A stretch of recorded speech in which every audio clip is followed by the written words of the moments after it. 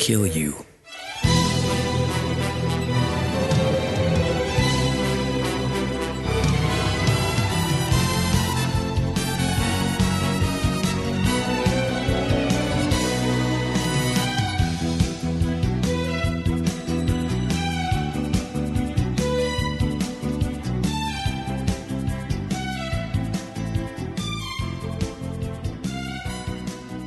Hey everybody, and welcome back to another episode of Zaku Talk. This season, G versus Wing, and my co-host this season, G Gundam aficionado, Bob Skerry. Hey, hi everybody. How y'all doing this evening? And Day, of course, whatever.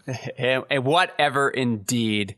And of course, on our audio boards is the incomparable Lev Van Rensselaer. And this week we will be doing episode 10 of these respective shows, but one brief moment. Bobo, how's your week been going? Well, my week has been going pretty well, actually. Thanks to a good friend giving me a pep talk the other day, I've actually had a grand epiphany, and I feel more clear now than I have in a decade.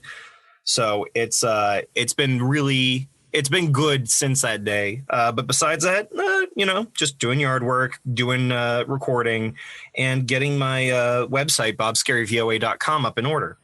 So is that up? Can people kind of go hang out there now? So it has been up.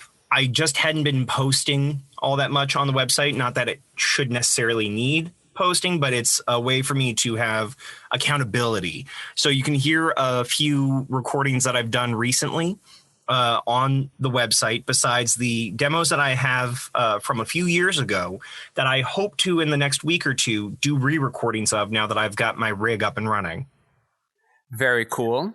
But what about you, Skeyhill? How's your week been? A lot of post work this week, working with the composer to finish up my spring film at long last. We sort of had an interesting discovery where we thought we wanted to do one thing. We thought we wanted sort of this movie to begin with some of these kind of drones and synthesized sounds, then end with sort of a more traditional kind of orchestra. But when you've made your whole film in kind of that synthesized way, once we got to the orchestra, the goal was it would sound more organic, but it actually sounds more like a film score, which sort of has the opposite effect because of everything that came before it. We weren't prepared for a film score when we got there, and it felt overly manufactured. So we're actually playing around with different types of synthesized noises that sound more organic in their ersatz nature. So that was sort of a fun discovery we got to play around with there. Also, the TV pilot I directed last winter won some award at one of these LA festivals. So the showrunner wants to get a cleaner version ready for export online for some of the distributors that are asking about it. The problem is that editor went off to China because of the quarantine. She had to go back home. So it's been hard to kind of figure out where all these footage ended up. I actually sort of had to voice chat with her yesterday and share my screen with her so she could look through the Avid project she left behind with one of her friends. And we just weren't able to find it. And then she realized sort of where the footage ended up. But now I have to go chase the person who has that footage to get a cleaner export with sort of the master grade files. So it's been nothing too exciting, but little fun adventures here and there happening. Well, it sounds like you're getting your showrunner experience without having to worry about the big money people on top of you. Sure. So, all right, Bob, would you like to dive in on G Gundam episode 10? What happens? First, let's go with the titles. In English, Terror, the Phantom Fighter appears. In Japanese, Kyofu, Bore Fighter Shutsugen. And because I know you're going to ask, the direct translation is Horror, Ghost Fighter appears. So it's pretty direct. So for them, it's sort of Ghost and Phantom, pretty much the same type of ideal. Yeah, Would Ghost they and need Phantom different are words? synonymous with one another. It's just the difference of what sounds more dark, what sounds more effective in the moment. Yeah. And Phantom, considering the mummy that shows up here, it probably makes more sense than simply just saying a ghost. Which, at least in the English, the boy pilot ends up sort of saying anyway, in typical Abbott and Costello fashion. Domon and Rain travel to Neo-Egypt in order to face off against the Pharaoh Gundam they call it 13 in here, but when I was getting the show, it was the 4th. So that's interesting. There. Upon arriving, they find out the Gundam and its crew have been destroyed by a ghost. They run into Saisaishi while he is battling this apparition. Okay, so that's why. Yeah, they were piloting the Pharaoh Gundam 13. They never name it when I'm watching. I don't know if they named it specifically, but they definitely had this 13 moniker towards whatever they were talking about. It was how I kind of kept from being confused. Okay, yeah, that didn't come up in my subs. I digress. Upon arriving, they find out the Gundam and its crew have been destroyed by a ghost. They run into Saisaishi while he is battling this apparition, the Pharaoh Gundam 4. Saisaishi barely escapes because this Gundam uses sandstorms to hide itself and attack. The group learns that this Gundam and its pilot, Dahal Muhammad, were taken over by DG cells because of the pilot's strong desire to defeat Saisaishi after Saisaishi's grandfather defeated him in the 4th Gundam fight tournament, where he is accidentally killed. Thanks to the DG cells, the Pharaoh Gundam 4 is able to self-recover, and this time Domon uses his Shining Gundam's super mode to defeat it. All right, very good. And now over here in Gundam Wing, Episode 10, we have Hero, distracted by defeat, or in Japanese, Hiro, with 2 I's instead of 2 E's. Senko ni Chiru. Now, this ni seems to be this particle for by, I imagine. Is Chiru then defeat? Yes. And now, so here's what I wanted to know, right? Distracted, in English, perfect passive participle, do they have those kind of verbals in Japanese, or would they have an adjective form for distracted that would be separate from the verb distract?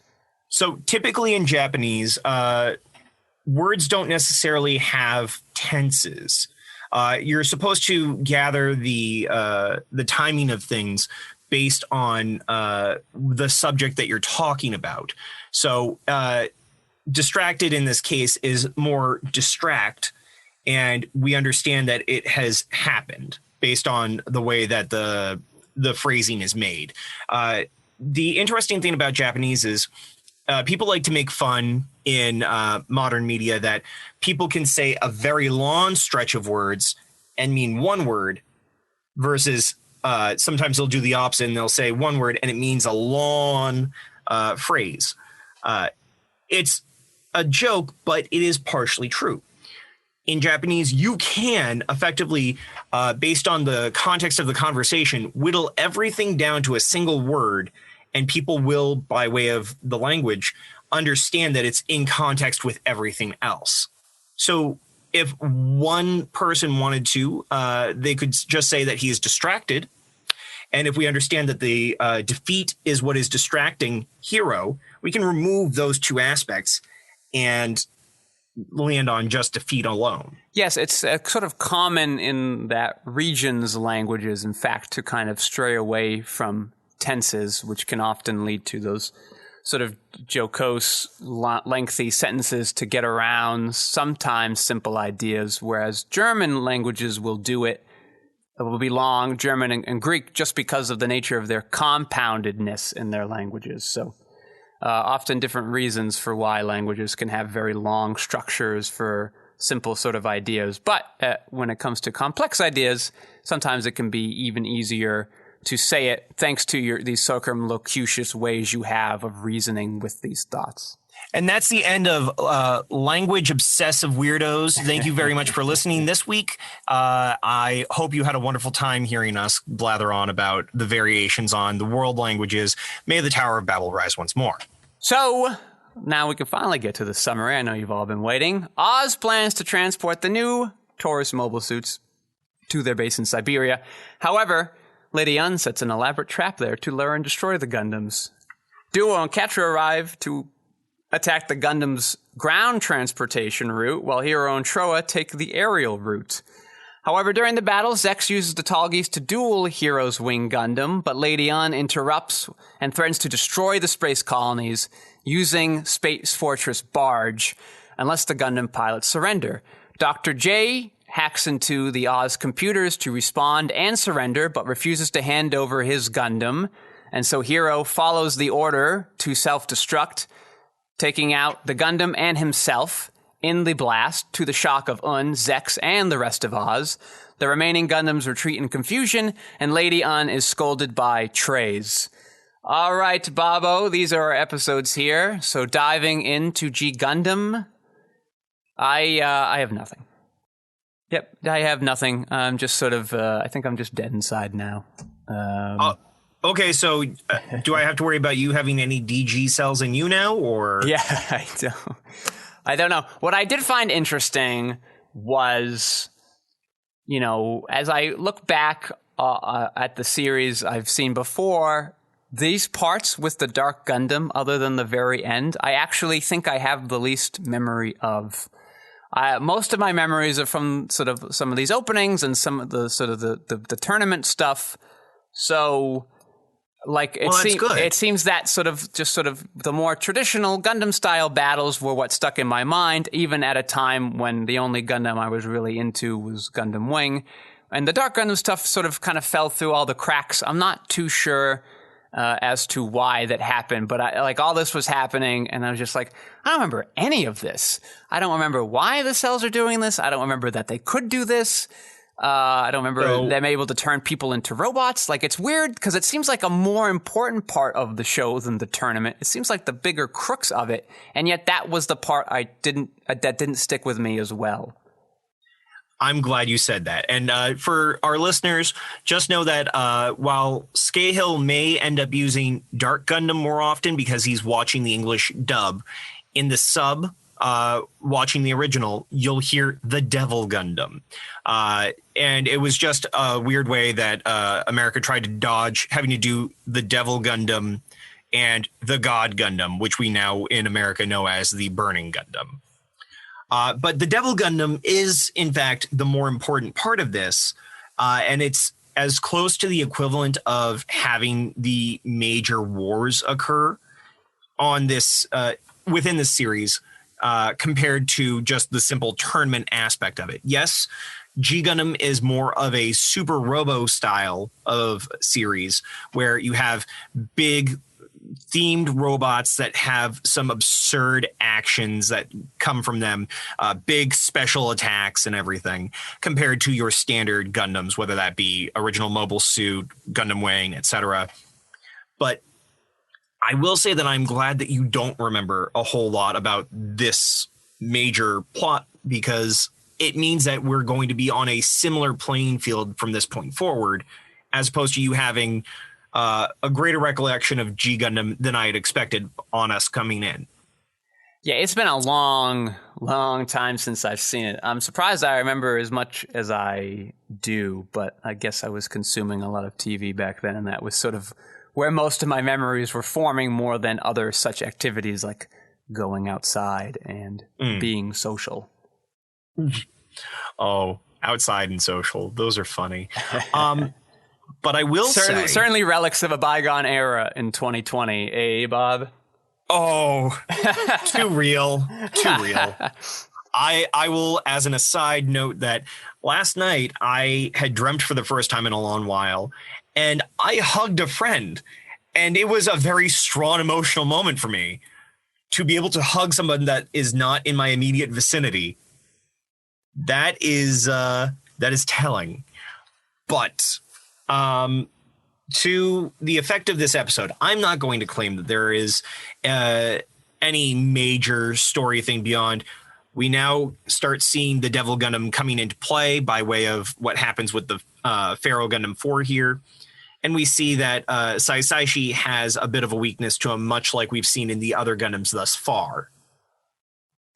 Yeah, I wish that that Saisaishi got sort of his own episode. It felt sort of crowded, and it felt like he was sort of a secondary. He felt more secondary than probably the show wants him to feel if they're trying to go for this team of 5 vibe, where, like, I don't know, he has to overcome this thing, and because we're trying to do sort of this and the Dark Gundam and Domon's thing, like, he just sort of gets over it very quickly, and then doesn't even really defeat it, and then Domon has to just come in anyway and clean up. And so it kind of cheapens what Saisashi did on those two levels. So I wish he just sort of got his own thing and partly I want this because I think I like him the least. And, anything they can give me to get me more on board with him would have probably been helpful. But it just sort of feels like, well, we're doing this thing. We have to do his episode, but we want to do this Dark Gundam thing in Egypt. So this is an easy way to kind of do both and then move on from there. And it feels like he got cheated a little bit. Well, so to that end, I'll say as a consumer of a lot of 5-person team media, it is very common for one of the 5 to end up being cheated of any real story development, and they end up becoming the filler 5th. Okay, I see. So in the case of this set of 5, yeah, I'm willing to say that Saisashi has the weakest development of the 5 of the series. And that'll be very apparent as we press forward. Chibity gets a fair amount of development. Argo gets a fair amount of development, and George Dasan gets a fair amount of development. Of the 4 that are not Domon, Saisashi has the least. And we're really relying on a lot of him being a comedic character for being so young and having these ill-gotten fears, so on. But the power of his mecha is supposed to balance that out. I don't know if I'm going to see that same effect in Gundam Wing. I know that you mentioned that Duo Maxwell is, in your opinion, the one that gets cheated or has the least development of the 5. But I'm curious to see it in progression as we go through this next year. Yeah, I guess I wouldn't say he gets cheated in that regard. He sort of kind of grows the least but maybe he had the least to grow. It is interesting that both of these shows skimp on their kind of comedic relief characters, and I'm wondering if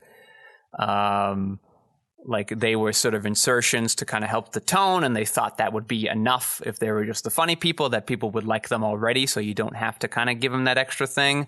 Or I'm not sure. Duo does I'm gonna offer a free plug to a completely different group over on YouTube. Okay. Overly Sarcastic Productions.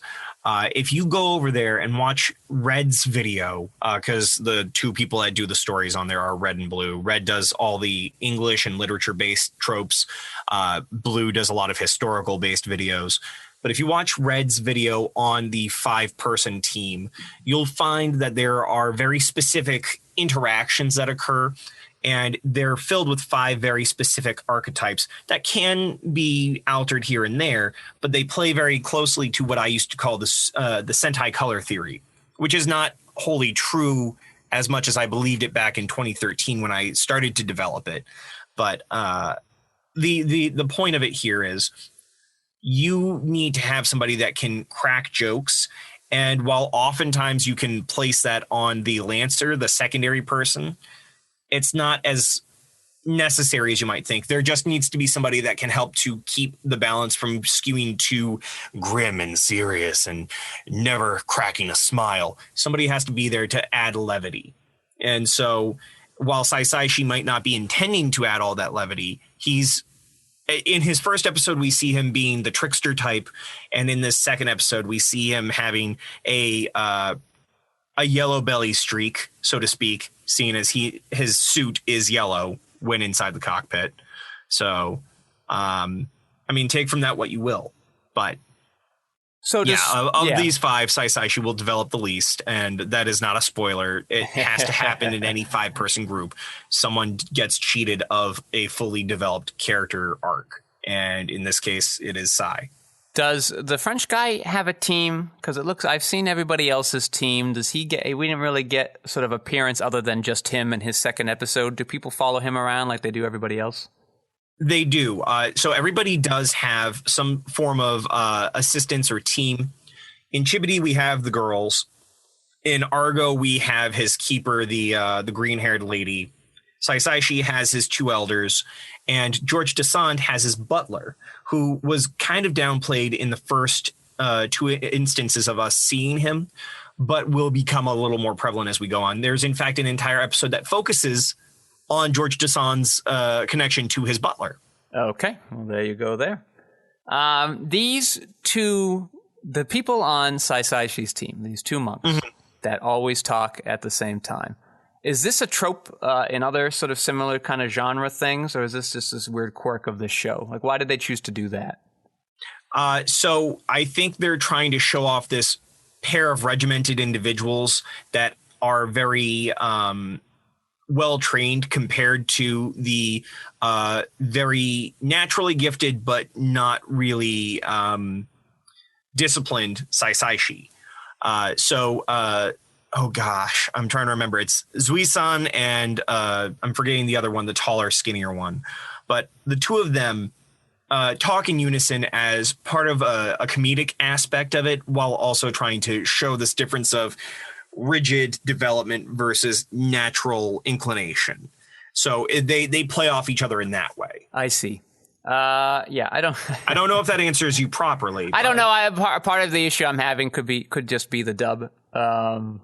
No, they do it in the Japanese as well. No. I'm just saying, like they don't. Their voice actors, they're not sounding very kind of rigid and firm and structured. Their voice actors sound sort of very laid back and soft.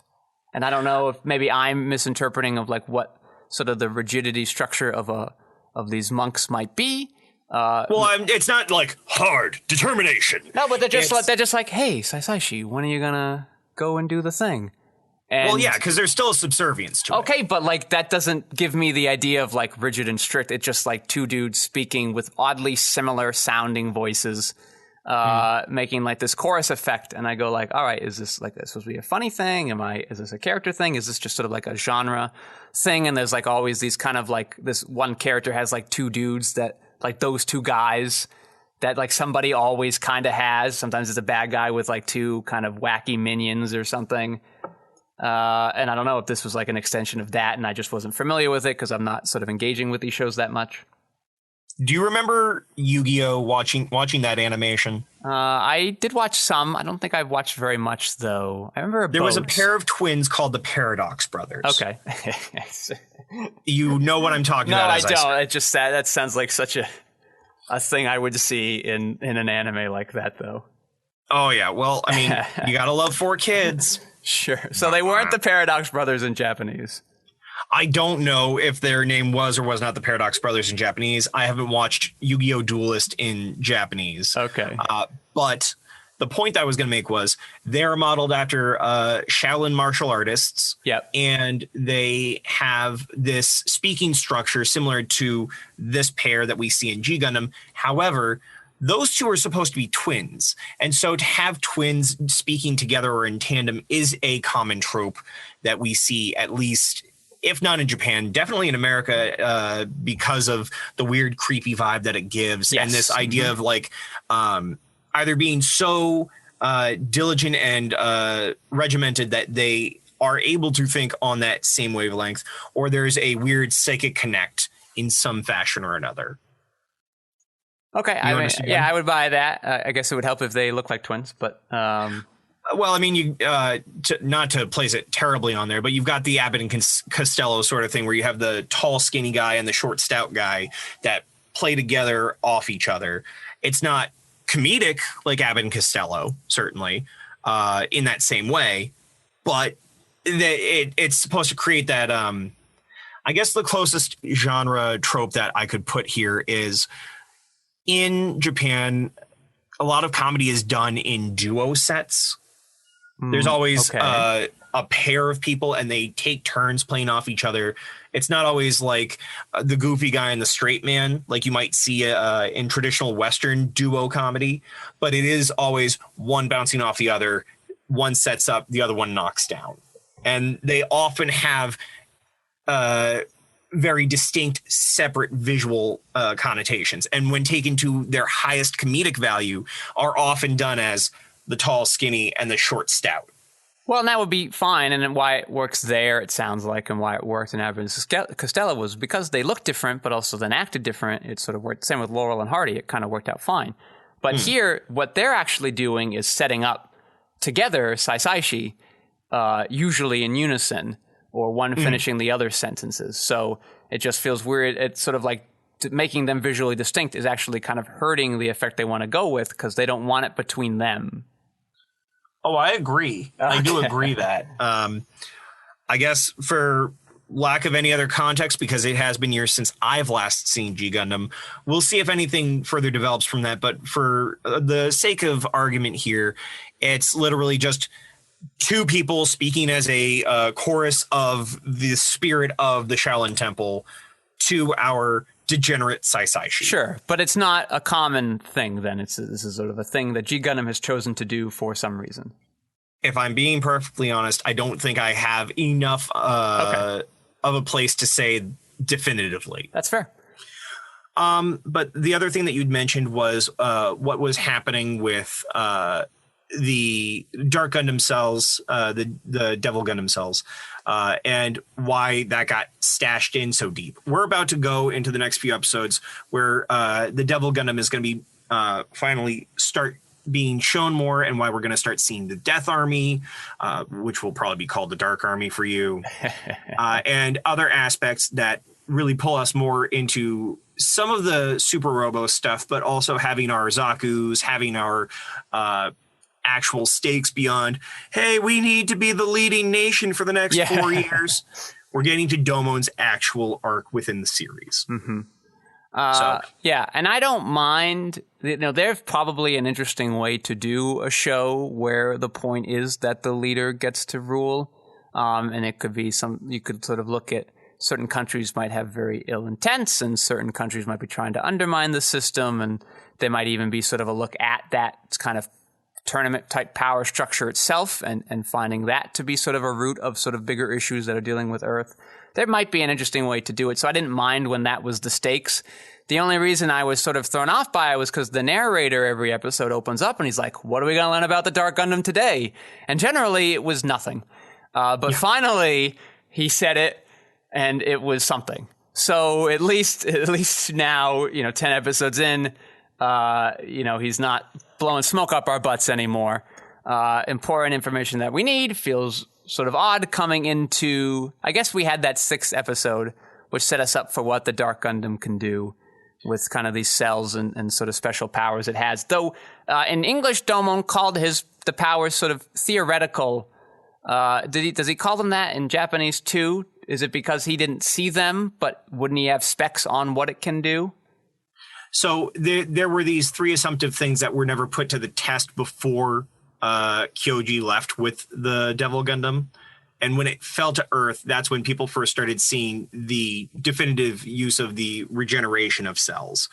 We haven't necessarily seen the evolution aspect yet, but that will come up. And I'm forgetting the 3rd of the 3 powers. Okay. But yes. Mm-hmm. So I will say that for the sake of everything, it does make sense that we saw the dark cells come in here because they wanted to incorporate their Neo-Egypt mummy vibe. And so to create an undead by way of using the Dark Gundam cells made sense. The Devil Gundam cells. You got me doing the dark bullshit now. It's fine. It doesn't matter. It's all the same. It matters to me, damn it. Okay. Yeah, I like that the director is gone and he's watched all these movies to learn about these countries and what they're like. And we get to Egypt and he's like, I don't know, pyramids, mummies, that should be fine. Some sand, It's probably. 1994. I can tell you right now, you've seen a lot of these movie monster things come back around as being popular. It happens in Mega Man, it happens in Gundam, it happens all over the place. If you can fit the Mummy, Frankenstein, Dracula, and other BS like that into it, it's going to find a way in. Well, I look forward to the when you look at any video games that were coming out at the time, if you had the opportunity to put in a Egypt level, you had an opportunity to either go into a tomb or a pyramid of some kind, and they tried to find ways to put in mummy fights or something like that. Yeah, I look forward to a Count Gundam when we get to Neo Transylvania. To keep Wouldn't the trend alive. Nice? It just sucks the blood of other Gundams. Oh, geez! Don't make me make a kit bash. I don't have much else to say about this episode, though. Well, all I was going to try to make the point on here was we got a 2-for-1. We found a way to work a Saisaishi story and to show him being the childish comedic type, while also being able to have us use him as a decoy for Domon to let him have his story point, confirm for certain that the Devil Gundam cells were corrupting this dead man and his original robot, and then be able to use that to start setting up, oh, hey, the next handful of episodes are going to get us closer and closer. By the time we get to the first quarter of the series, completing that is when we will have the actual stakes set up enough that we can start doing more and more with it. Sure, makes sense. We're getting close to that quarter point now, so something to look forward to, future listeners. Yeah, well, so by episode 12 or 13, we will have reached that moment. The completion of the setup arc is what I will refer to it as. Yeah, makes sense to me. But yeah, now let's get into Gundam Wing.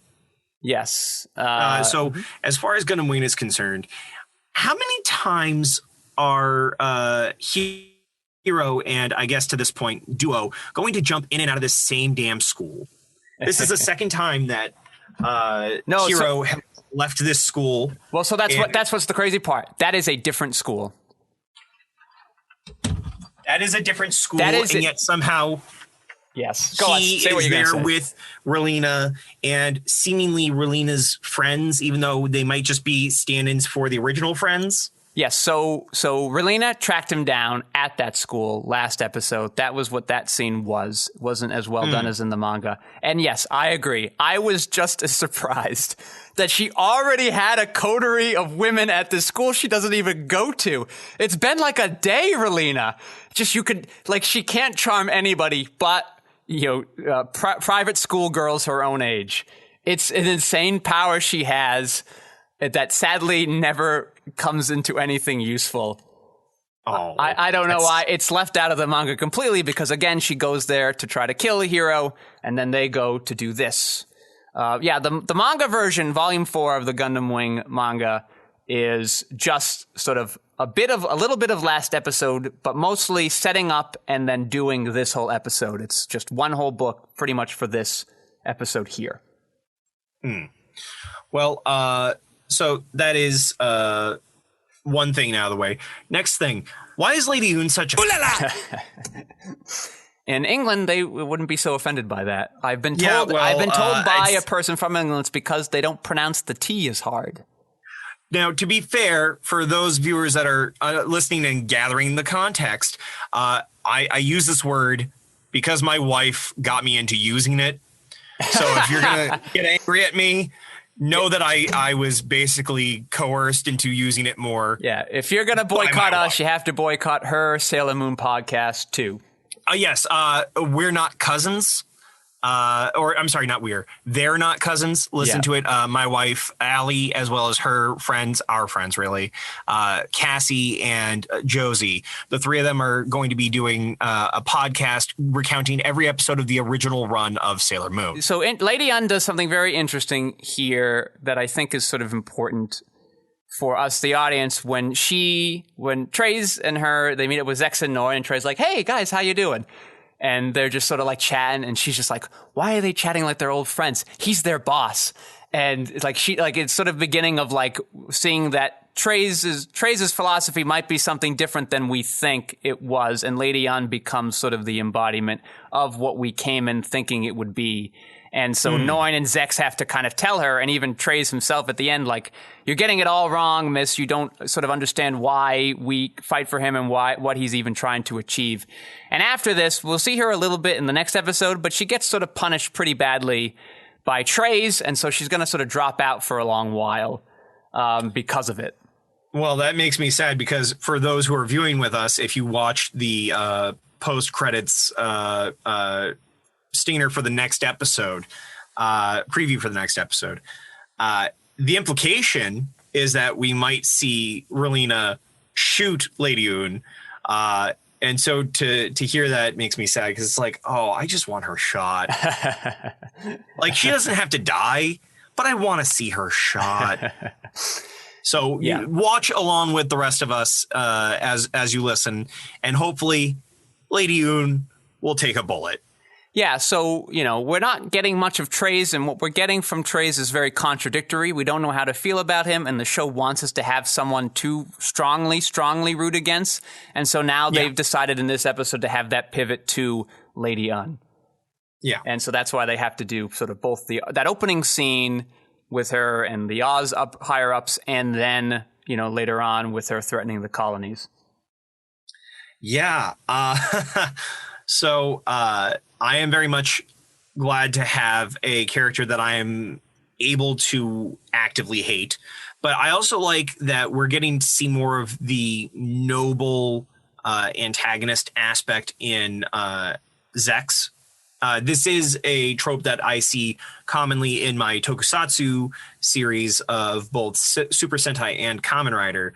There is often an antagonistic force that is not necessarily a villain, and they have a sense of honor and morale that you can understand as being charismatic or righteous in its own right. I like seeing that in Zex here, and Noin to a lesser extent.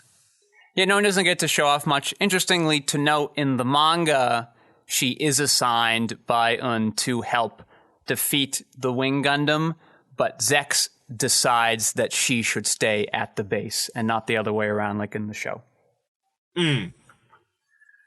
Which is interesting because I know in this case, Noin volunteers herself to be with Zex, and then even though Un demands, which helps us to continue to be frustrated with Un, Zex says, no, you should go over there. That's going to help me out even more.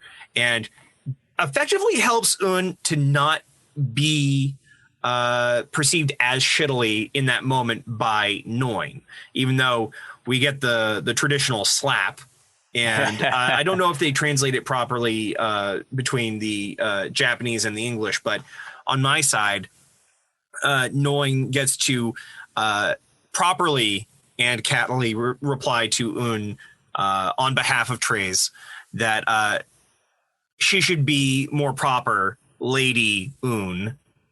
Yes. Mm-hmm. And it feels so good. It's a verbal slap, and we don't have to feel like Noin has lost anywhere on the high ground. So yeah, in the English, it is more the word is used, I think, like grace, but then in yes, I think they do that. And then in the manga, it's now elegance, which both of them seem perfectly fine options for me. It is elegance. It is not grace. Thank you for saying that.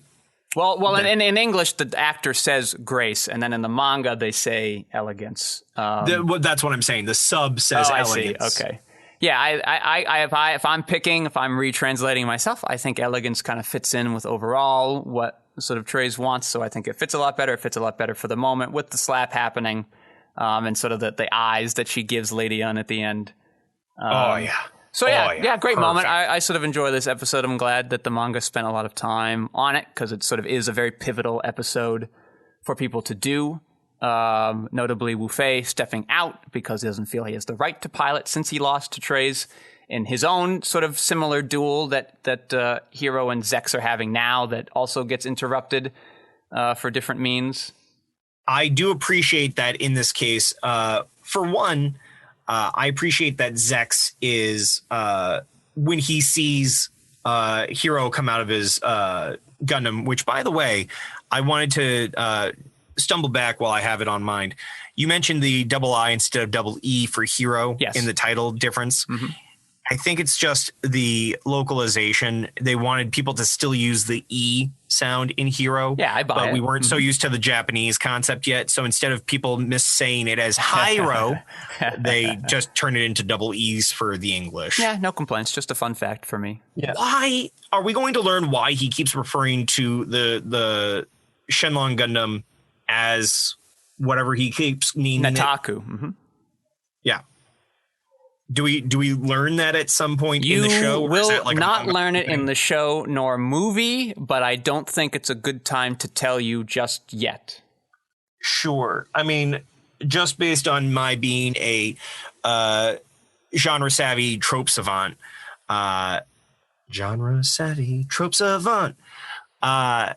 I feel like it has something to do with a respected individual or a family member having piloted it initially and therefore applies that to them.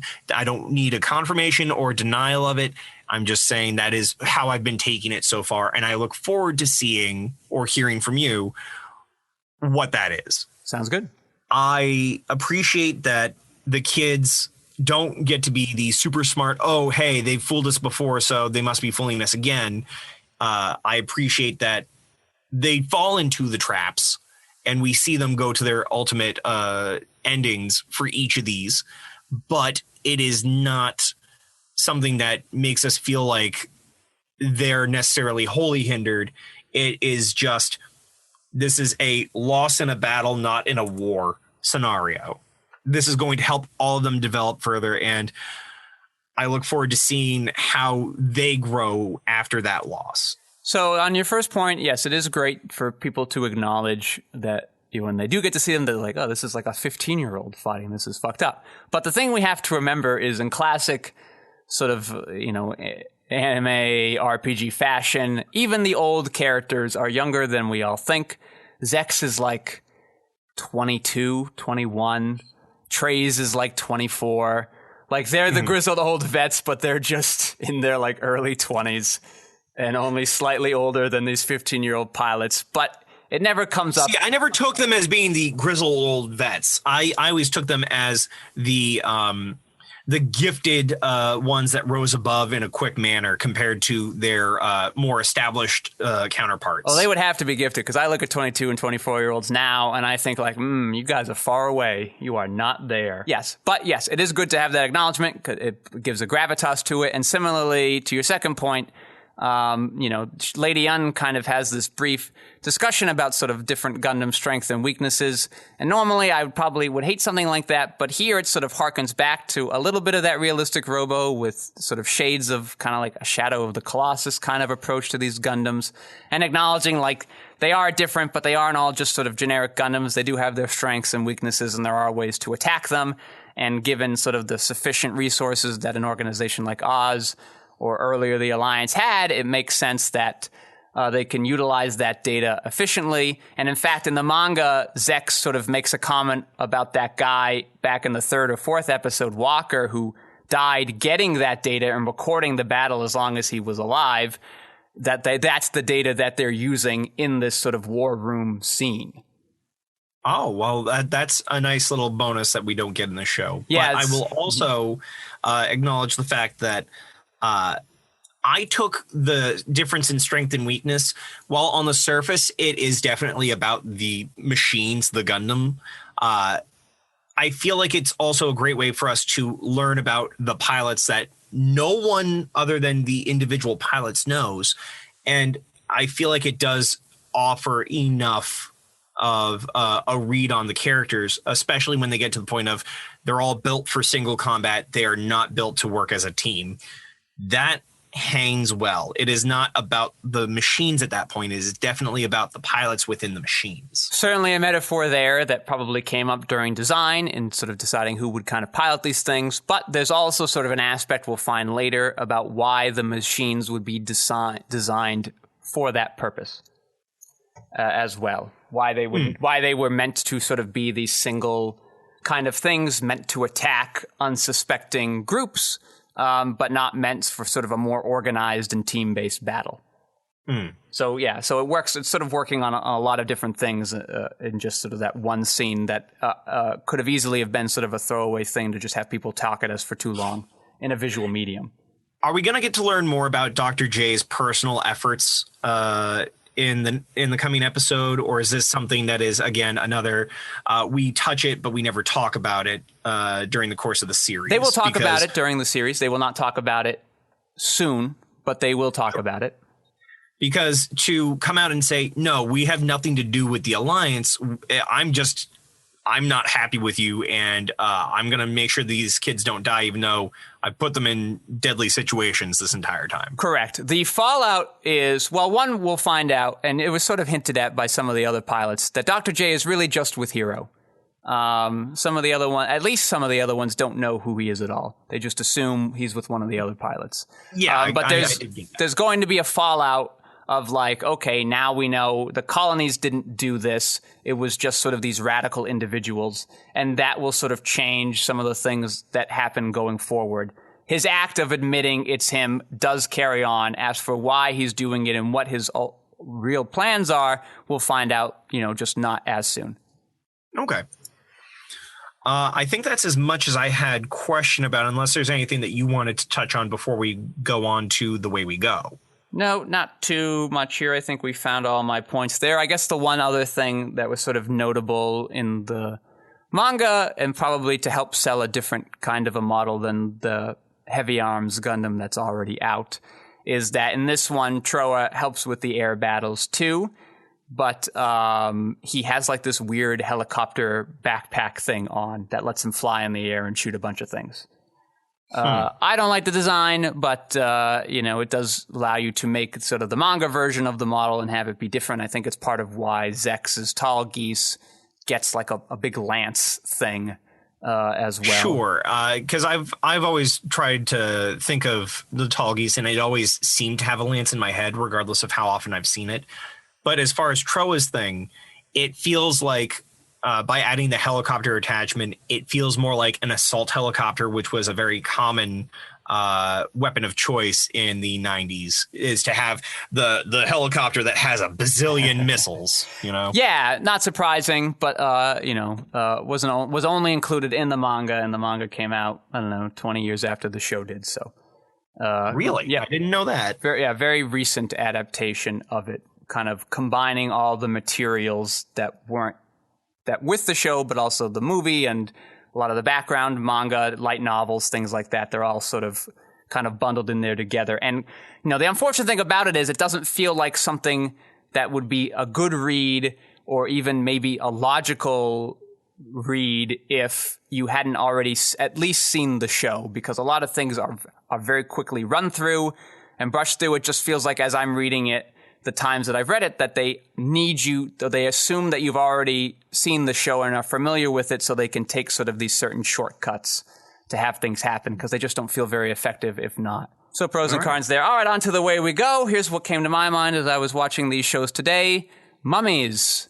I don't get the appeal. Really? Yep, they're never felt particularly spooky. We just sort of kind of make up powers that they have as they go. They are a more relatively recent phenomenon in regards to them being monsters compared to some of the other ones.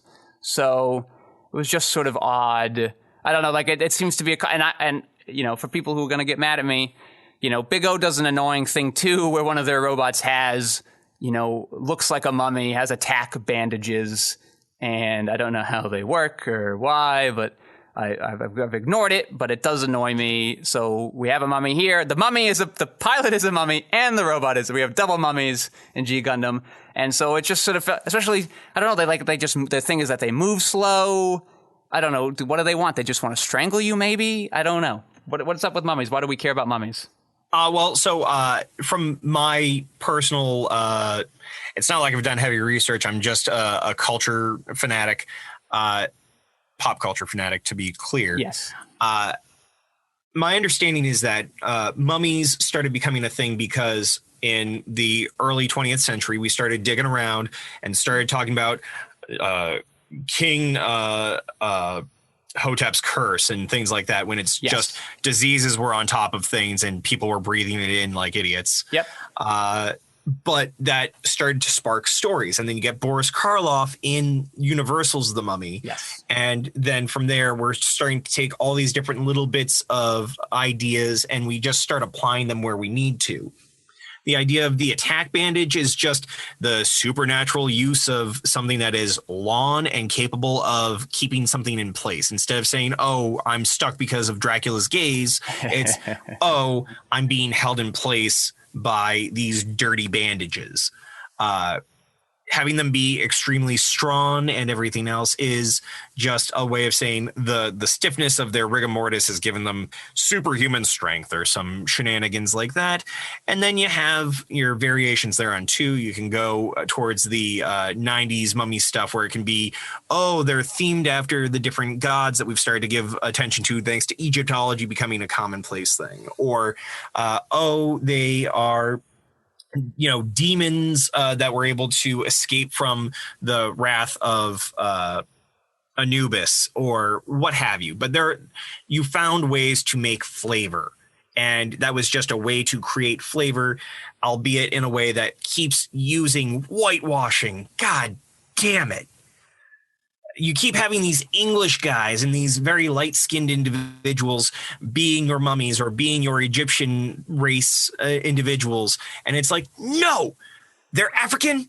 They do not have these features. And you are just making a mockery of the ideas behind it. It's the same reason why we don't use the word zombie anymore. Zombie comes from Haitian culture and lore, and has nothing to do with just the simple undead, which we have plenty of versions of, but we just stuck to zombie because of comic books and Romero. I a little bit get the Dracula, the vampire. I'm sorry, the Dracula, the werewolf, and the Frankenstein kind of becoming part of this monster canon. The Mummy always felt like the poor fourth, but we kind of keep sticking with it, and I'm just not amused by them. I always felt like the creature from the Black Lagoon, the merfolk, were always the weakest of the I don't feel like canon. I think once in like Gilman, the Monster Squad, but like other than that, I think he even gets sort of, he's like with the cat people and the Blob and like all these kind of, sort of like if we have them, they're there, but we don't really want to go there.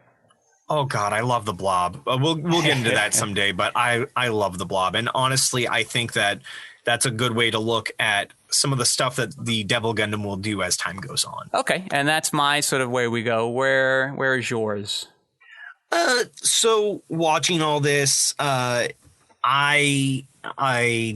feel like the Mummy one is definitely the weakest because it reeks of popular 90s tropes. As I mentioned earlier, you couldn't play a video game without them finding a way to squeeze in an Egypt level or a mummy level or something. Mm-hmm. You found ways to put mummy monsters into games. You found ways to have that sense of exotic time or world travel that really didn't need to be there, but because Egyptology was so popular at the time, it's like making a silly bands level in a video game circa the mid 2010s. It is a pastiche of the time that means nothing before or after. What were those things? The Shrinky Dinks, like doing, I'm the Shrinky Dink Gundam. I'm the Weeble Gundam. I love Shrinky Dinks. I also loved color forms, and I will be surprised if anybody under the age of 30 remembers what color forms are. And soon we're going to get sort of the 1997 blockbuster worldwide hit, The Mummy, and kind of hit our Egyptology crest there. Yes. And, Brendan Fraser, thank goodness, very enjoyable Harrison Ford-like character, albeit there are plenty of problematic things when we start going back and looking at 90s movies and further. I was just talking with one of the girls over at They're Not Cousins. She's doing the editing and trying to find a bunch of different clips to use interspersed throughout their conversations. And there's a lot of problematic stuff from when we were growing up. And you don't think of it until you actually go back and watch it. That's just sort of the nature of kind of cultural overturning. Our kids are going to think the same about our stuff now. It's just sort of inevitable.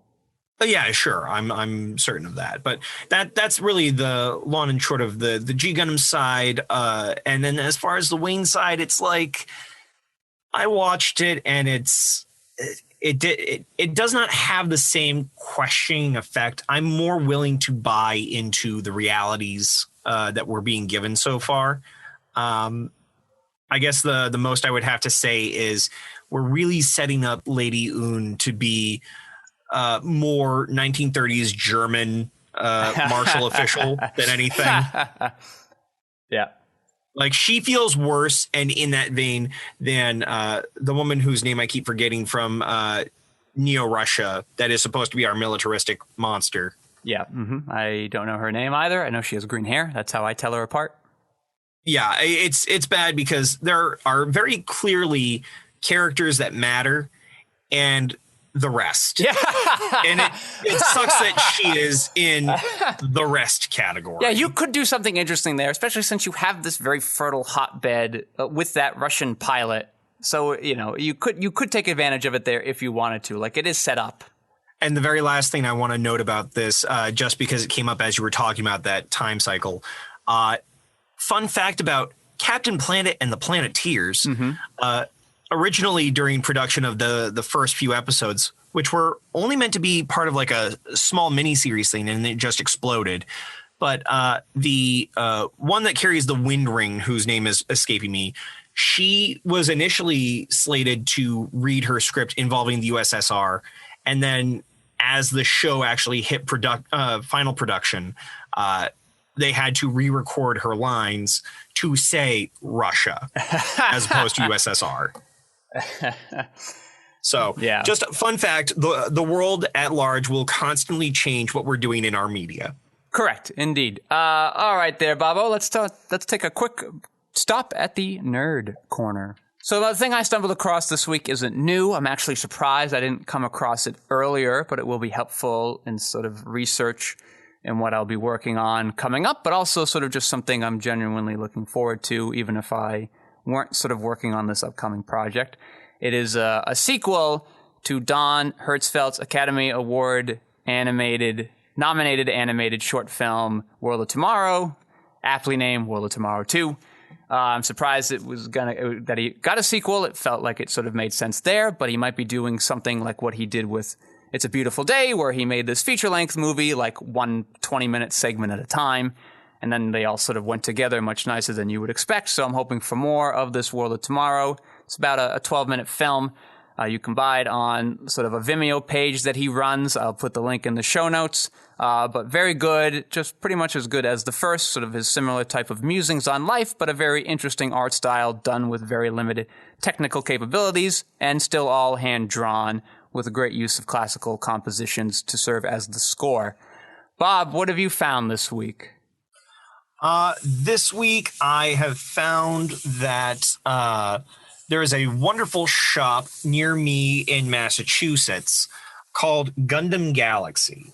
And Gundam Galaxy is stationed out in Westfield, but it's a great place to pick up a bunch of Gunpla kits and other Bandai-related model kits at better prices than you might find on the Hell store that is Amazon.com and otherwise. So if you happen to be on the East Coast and don't mind making a drive somewhere in Massachusetts, they are a dedicated hobby shop that has all the needs that you might have, whether that be for high grade, master grade, perfect grade, real grade, or otherwise kits, as well as single and batch amounts of the paint, the top coat, the primer, and everything else. I highly recommend it. Go ahead and check them out. Gundam Galaxy. For our non-New England residents, do they have a website or like could you buy something and then they ship it? I will pull it up in a moment. And thanks to the power of editing, I will say it right now. TheGundamGalaxy.com. That makes a lot of sense. So go check out some stuff there. They do ship around the country, so feel free to help out your local Gundam shop. And we'd like to thank you all for listening. I, of course, would like to thank Bob for joining me today on this podcast. We're happy to have him. Of course, we'd love to thank Lev Van Rensselaer for twisting the knobs and pushing up the levels. Bob, would you like to give us a plug? Yeah. Hold on. Do you want alternating current or direct current? God damn it, Bob. If you want more bad jokes like that, you can certainly find me on twitch.tv/BobScaryVOA on Tuesdays, Wednesdays, and Mondays over on Milady Saito's channel, as stated there. You can also find me occasionally on other interspersed role-playing game channels there. You can find me at twitter.com/BobScaryVOA, Instagram.com/BobScaryVOA. You can find me at BobScaryVOA.com. It's not like I have an ego or anything, but please, by all means, go and check me out at my website so you can hire me to do anything from an actual job to just a few lines for your home game or a funny bit for your family during their birthdays. You could even do voicemails. Do people still have those? People still have those. They just don't often set them up and never actually clear out their mailboxes. It's the worst. And I am your host, Patrick Skeyhill. You can find my features, documentaries, short films, film essays, animation works, and behind-the-scenes footage at QuixoticUnited.com and presumably social media with a very similar type of name. Thank you all for listening. Bob, tell the audience why the electric slide is better than the Macarena. That would be a false statement, so I won't say it.